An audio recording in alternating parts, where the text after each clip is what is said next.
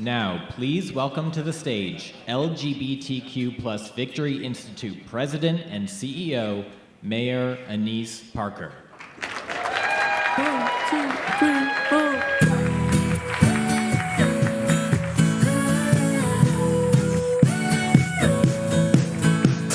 So sweet. All right. Let's show some love to DoorDash. Our sponsors make this event possible. Come on now. Coca-Cola, Amazon, and Toyota. Give them some love.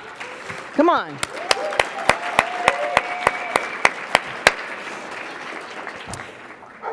Welcome to the 40th Internet. Yes, that's the lovely Penny back there. Welcome to the 40th International LGBTQ+ Leaders Conference. You know, every time I stand here, it reminds me of how much progress we have made and how powerful we are. And of course, we still have a ways to go. There are nearly 800 of us attending this conference. Elected officials, appointed officials, program alumni, executive directors, community leaders, activists, corporate leaders, students, philanthropists. Victory is strong because you're here, but our community is stronger because of everything you do every day and because you are here getting re-energized, revitalized for the work that has to be done. You already know the fight ahead of us. Once again, anti-LGBTQ+ bills are being pre-filed across the nation, bills that will further infringe upon the rights of our community when, and I'm going to say that, when, not if, passed. Let's deal with that. Let that sink in a little bit. You know, even at the federal level, they're trying to restrict the right to use restrooms in the Capitol for trans people. Really? Now, that bill is there because of why? Because we won. That bill is there because now we have the first ever transgender person elected to serve in the U.S. Congress. They are fighting for the past, and we know where the future is, and we're moving steadily forward. This year's theme, we're going to talk about it a lot, Pride Under Pressure. We are not weary. We are battle-tested and resolute. We aren't scared. We are ready. We've been here before. We've seen the movie. We've dated that person. We got the t-shirt. We're not going back, okay? We're ready. We're ready because we know that when LGBTQ+ people are elected, we change hearts, we change minds, but we also change our communities for the better. Our elected officials do the work to make lives better, not just for their constituents, but for all of us. And every year, we are better represented than ever before.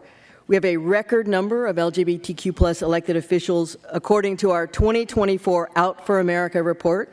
Again, always visit the website, find the people who aren't on it, and add names, outforamerica.org. But we have more than 1,300 out elected officials currently serving. More than 1,000 of us ran this year. We had 511 total endorsed candidates by Victory Fund, and we won.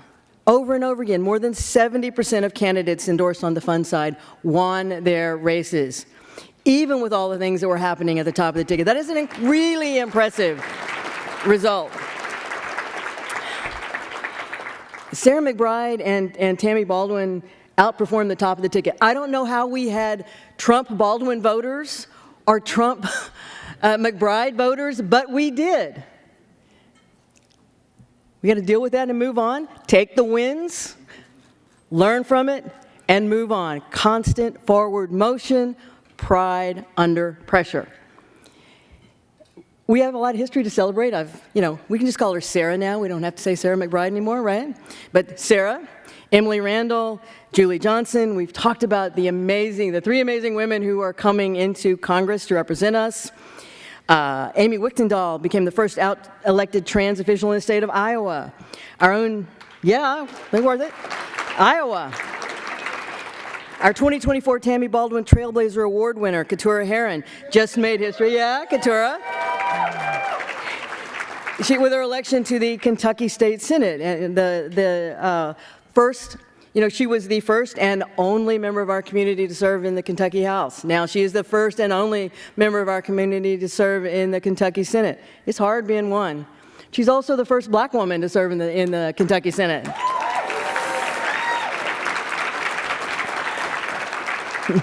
And our own LGBTQ plus political Hall of Famer Kim Koko Iwamoto defeated an incumbent to make history again in Hawaii as the first out transgender state legislator. Win after win after win. I know a lot of us were sitting around on election day, election night, that it was a long, long night, and feeling the pressure, but then the numbers kept coming in. We've been here before. We know how to get through this. When this conference began in 1984, and John Hallman, I know you're at the conference. Are you in the room somewhere? Where are you? John? He's here. I think he was at the very first one. And that's the only reason I'm calling him out. I don't want to embarrass him. He's getting old. But 1984, when this conference, the very first iteration, it wasn't a conference. It was a gathering of the handful of elected officials. You could still be discharged from the military for being gay. More than half the states criminalized our sex practices. There were sodomy statutes, so we were presumptive felons. The Defense of Marriage Act had not even been thought of because the idea that we could get married was so foreign that no one was worried about us getting married. Wasn't going to happen. Each year of the conference, we see how far we've come. From the 20 or so that gathered the first time I came to the conference more than 35 years ago, to the hundreds of us here today. We are the change that we've been working for. We couldn't imagine then having out federal legislators or an equality-focused presidential agenda inclusive of our community. But let us give props to the Biden administration. The outgoing administration served our community very, very well, not just in policies and in defending our rights, but also in appointments. This is the most LGBT-friendly presidential administration in history. 14% of all Biden appointees were from our community. That is an eye-popping, really, really impressive number.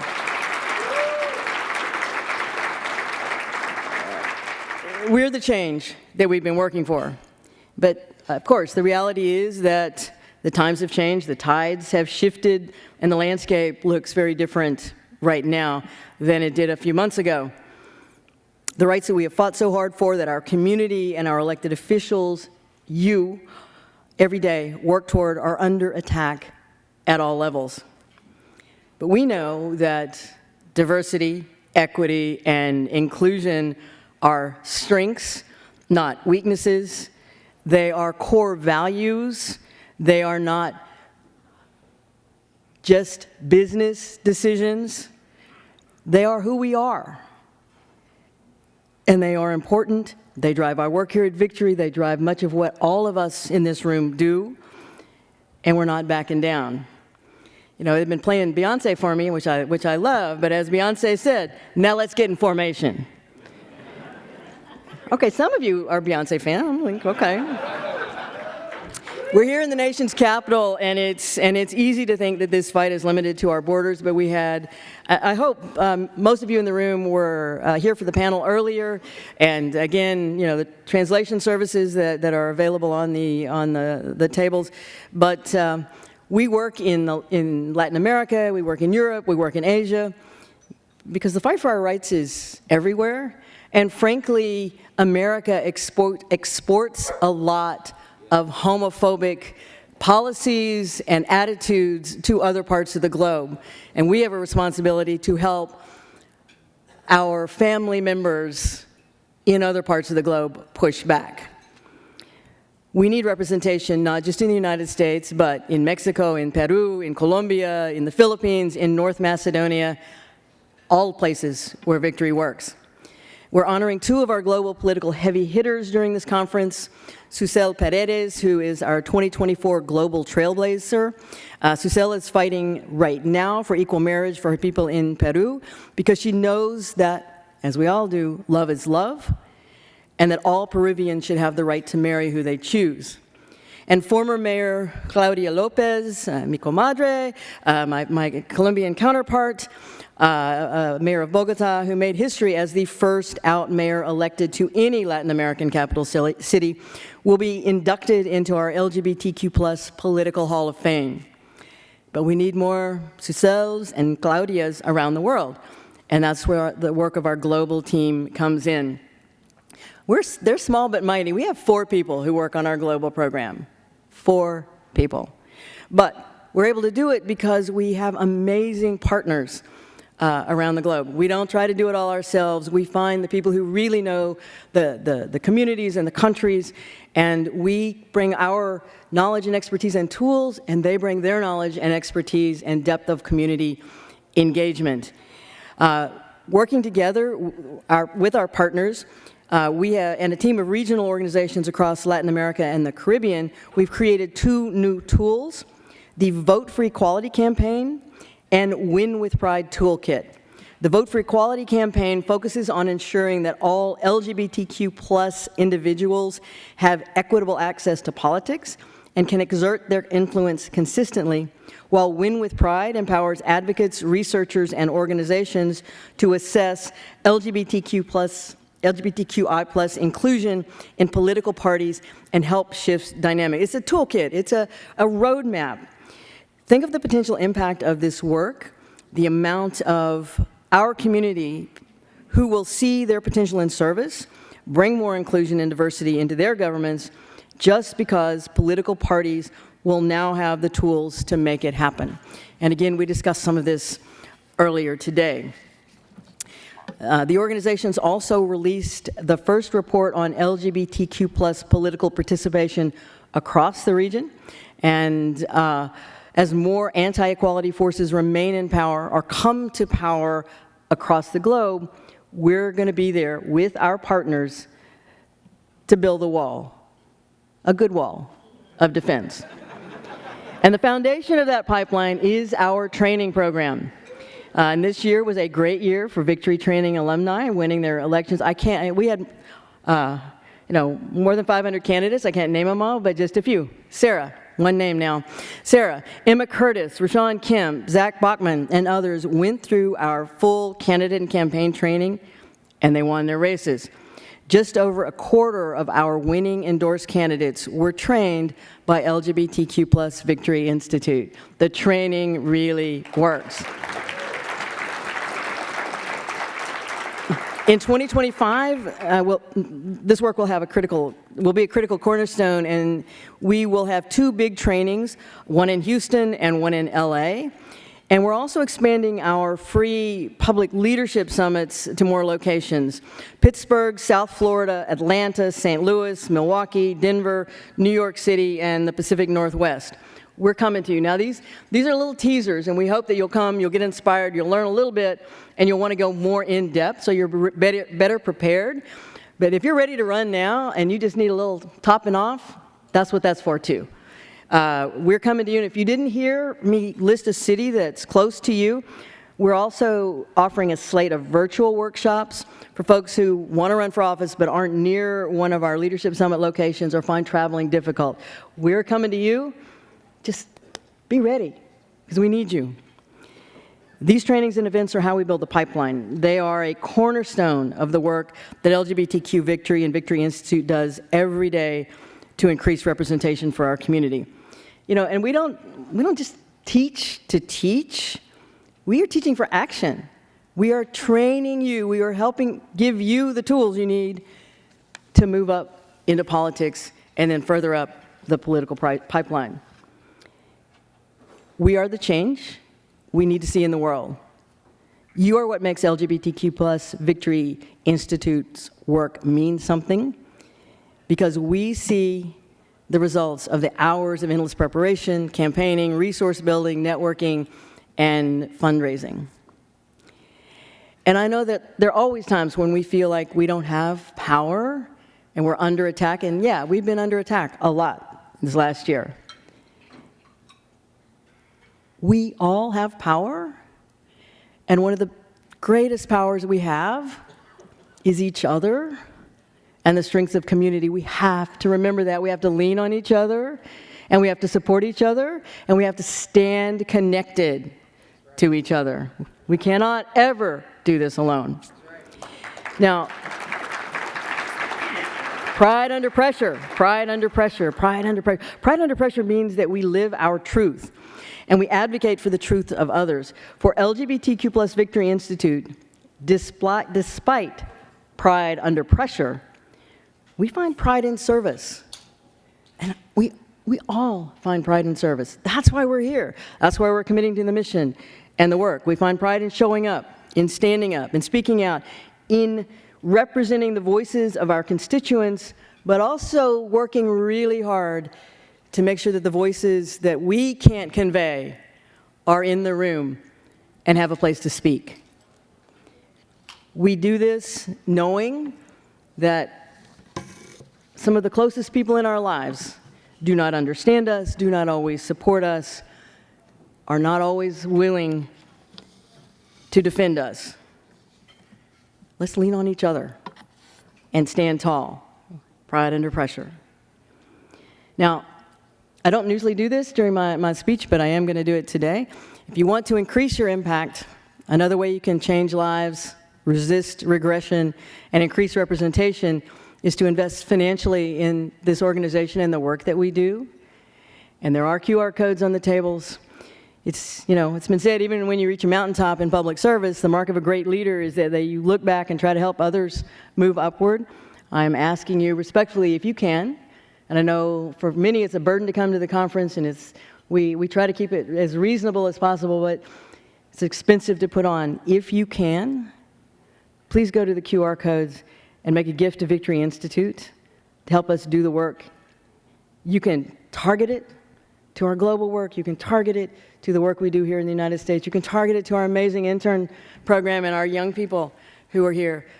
But I'm asking, if you have the ability, please, please help us do the work.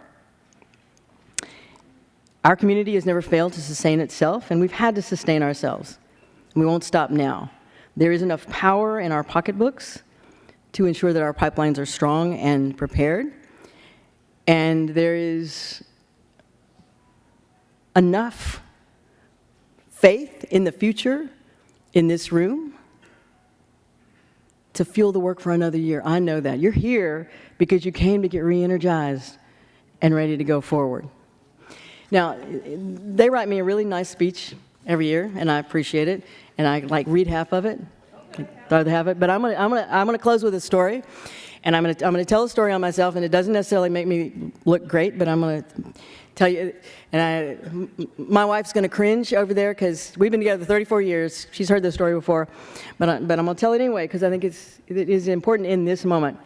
Back in 1986, I know y'all weren't born, so maybe. Back in 1986, I was the president of the Houston Gay Political Caucus. Its name has now gotten longer, but back then we only used the G word. But I was the president of the Houston Gay Political Caucus, and I was also working in the oil industry. Oil company employee by day, activist by night, sort of thing. And I was a delegate to the state Democratic convention that year, which was in June. But it was also the convention coincided with our pride activities and our pride parade. And we had a pride parade in the afternoon and then a big rally and fireworks display in a park in Houston the Saturday night. And it was, the highlight was the fireworks display at the end of the evening, but what made it possible was somebody had to be able to turn off the lights in the park where we're doing the rally and the fireworks display. And not being a stereotype or anything, but I was the president of the Lesbian Softball League also. And I had a key to the light box in every softball field in Houston. And so I was trying to get out of town. It was Friday night. I got stuck at work. I'd been trying to sneak out without telling them where I was going because I worked for a Republican oil man. And I'm raced by the park where the rally was going to be.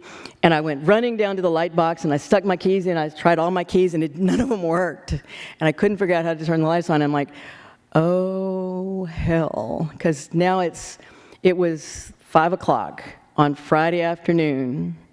And I was supposed to be heading for, 3 hours away to Austin for the convention, and I couldn't. What do I do? They're gonna string me up if I can't turn these lights off and have the big finale of our event. And so I walked up to the top of the hill, and lucky for me, there was a City of Houston electrical truck up there. And they had tires about this big. And I went over and I knocked on the door of the truck. It was like big tires. Knocked on the door. This guy looked down at me, and I said, I know you're probably off the clock. It's after 5 o'clock, but I really, really, really need your help. And I was like, I tried to be helpless and feminine as much as I could be. And, And I explained to him that the problem was I need to turn, my key won't work in the light box, and you're an electrician, you look like you know what's going on down here, would you please show me what I'm doing wrong? And he agreed to do it, and he climbed out. And I'm not in any way making fun of him, but I would tell you he's about this tall, and he had a limp.